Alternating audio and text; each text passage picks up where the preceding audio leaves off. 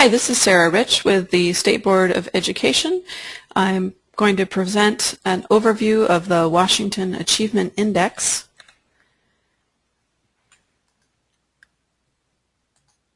And the purpose of this webinar is really threefold: to provide an orientation to the index, to show you some online tools that will help you understand your school's data and communicate about the data, and give you a few examples of how the index is being used around the state.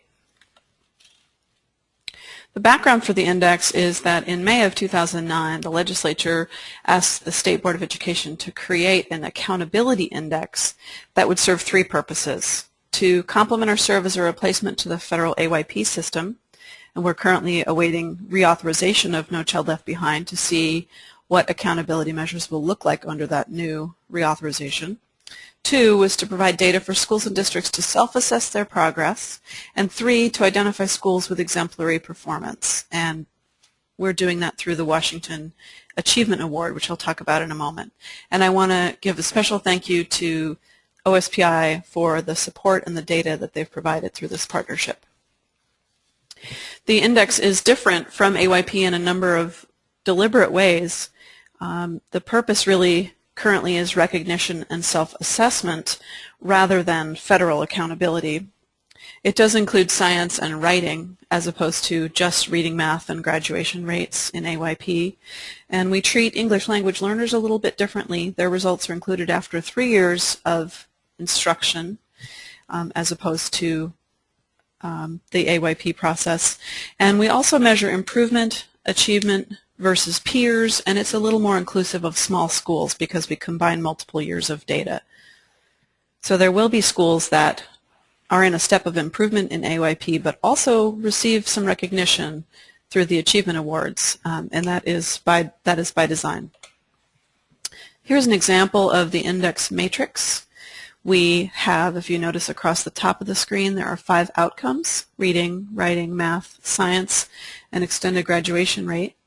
Those come across this row here to a simple average. And then we have 4 indicators: the achievement of non-low-income students, the achievement of low-income students, achievement versus peers, and improvement from the previous year. So these top 2 indicators, I think, are self-explanatory. Students are considered low income if they are receiving free and reduced price meals. Achievement versus peers is a little more complex. This is comparing a given school to its demographically similar schools. A 4 means the school is performing right around average with similar schools. Above a 4 is better, below a 4 is a little bit worse. Improvement from the previous year. 4 means the school stayed about the same. Above a 4 means it improved. Below a 4 means it actually lost ground. And then you can see down here at the bottom row there are index scores, which are simple averages of these columns for reading, writing, math, science, extended graduation. And then all of those are averaged to an overall index score here on the bottom right. For this example school, it's 4.68, which falls into the good tier range. So the index numbers are 1 through 7, and there are 5 tiers. New for 2009-2010, we also have an achievement gap matrix that's available to schools, and that is comparing the achievement of Black, Pacific Islander, American Indian, Alaska Native, and Hispanic students to the achievement of white and Asian students. So typically lower performing student groups compared to typically higher performing student groups. In this case, this mirrors AYP in that the outcomes are reading, math, and extended graduation rate. There's also a column for peers and improvement within each of these. These are then averaged on the right-hand side, and the achievement gap, if it's 0 or negative, that means the students of color are actually outperforming the white and Asian student groups. If the number is positive, that means there is a significant achievement gap in that building. The Washington Achievement Awards are our annual recognition. It's co-sponsored by the State Board of Education and OSPI, and the awards are based on the Accountability Index. One of the awards is called Outstanding Overall Achievement. It is the top 5% of elementary, middle, high school, and multi-level or comprehensive schools. And we also offer special recognition in language arts, math, science, extended graduation rates, gifted schools in comparison to their peers, meaning there are 10% or more students designated as gifted in a given school. There's an award for closing achievement gaps, and there will be an improvement award this year as well. I'm going to turn to some online resources now to show you where to find some more information about the index. This is the State Board of Education website, which is www.sbe.wa.gov. This is our home page. So if you click on Responsibilities in the left-hand column, and then Recognition, the tab on the top, you'll see some information about the Achievement Index and the Achievement Awards.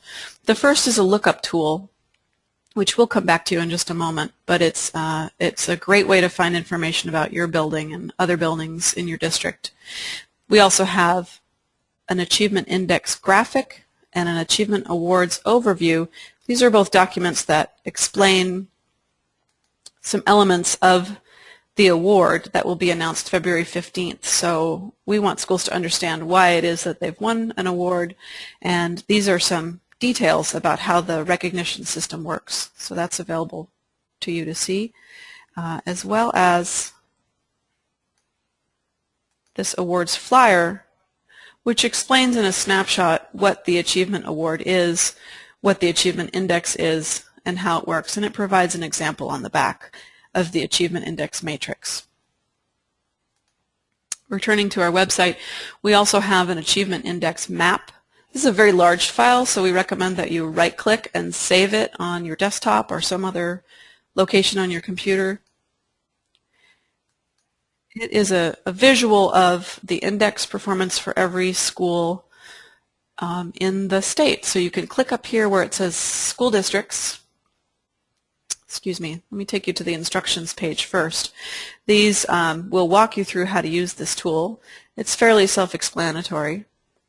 You can either click here on the left-hand side and search for a district, or you can click on School Districts. It takes you to a page that has all of the school districts in the state. Let's click on Bellingham School District, and it will take you immediately to a map of Bellingham School District and each of the buildings within the district, which you can then zoom in on to see more clearly. And at the bottom of every page is a reminder of the tiers and the index ranges. So these little flags are color-coded. Gray means that there isn't an index score for that building, usually because it's very small.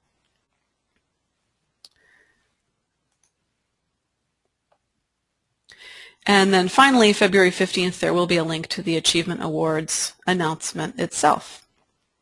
So I'm going to turn to the index lookup tool now. This is an Excel spreadsheet.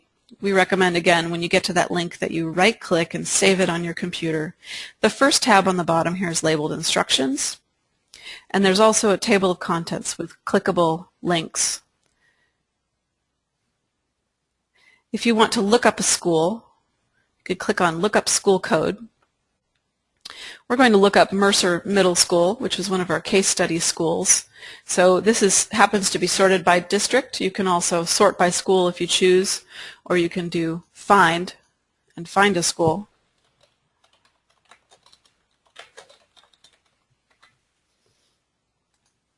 So we're looking for this 4-digit school code here, 3095 in this case.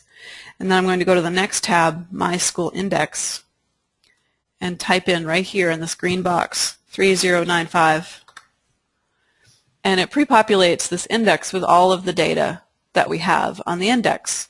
You could tell you're in the right district and school by checking here. And I'm going to zoom in a bit to show you some things. This is the 2009-2010 data matrix, similar to what I just showed you in an example. This school is a middle school, so they don't have a graduation rate. This is their 2009-2010 achievement gap data. And then these averages here in this block are what will drive the awards, the achievement awards specifically. So those 2-year averages are included for that purpose. On a second page, you can also see the 2008-2009 data. the 2008-2009 achievement gap data, which we've calculated retroactively, and then the third year that we have data, the first year, 2007-2008. If you'd like a different way to look at the same data for the school, click on the Trend Data tab, and you can see data over time. We have the 2008 column, 2009 column, and 2010. So you can see that the school overall has gone from good to exemplary to very good. And you can also look at different outcomes. So there's a reading outcome, writing, math, and science. So you can see in this particular school they have jumped up significantly within the last 3 years on math and science. And they also have a small achievement gap. This tab down here is a tab for the rating system that explains in depth how the achievement versus peers calculation is done, as well as the improvement. I won't go into the learning index now, but we have resources on our website to explain exactly where that calculation comes from. If you like spreadsheets and lots of data, you can look at all of the data that we have available here on these tabs below. This one happens to be the 2009-2010 school year, so you can see every school in the state that has data. Where the cells say too few, that means there were fewer than 10 students, so that information is suppressed. So this is a wealth of information for you. We also have all the achievement gap data and the index data going back as far as we have it. So I want to just talk through a couple of examples of how the index is being used. Renton in particular is using it for recognition and celebration. So they've set up their own achievement criteria in areas that they want to promote, and they're having district level celebrations beyond just the state level achievement award. Highline is a great example of providing differentiated support from the district. So for example, they are looking at achievement and peers ratings and trying to decide what level of support the district should provide based on the relative performance of schools. ESD 113 has pioneered a process of including index data in the way they make decisions about providing support to schools. And then Tahoma is an example of tying building level improvement plans to index data. So they have a graphic where they look at the data and actually come up with specific building improvement plans based on that data. And if you have examples from your district or school of how you're using the data, I would love to collect those and share those as best practices. If you have any questions, please visit our website and see the resources that we have, or you can contact me, and my contact information is here. Thank you very much.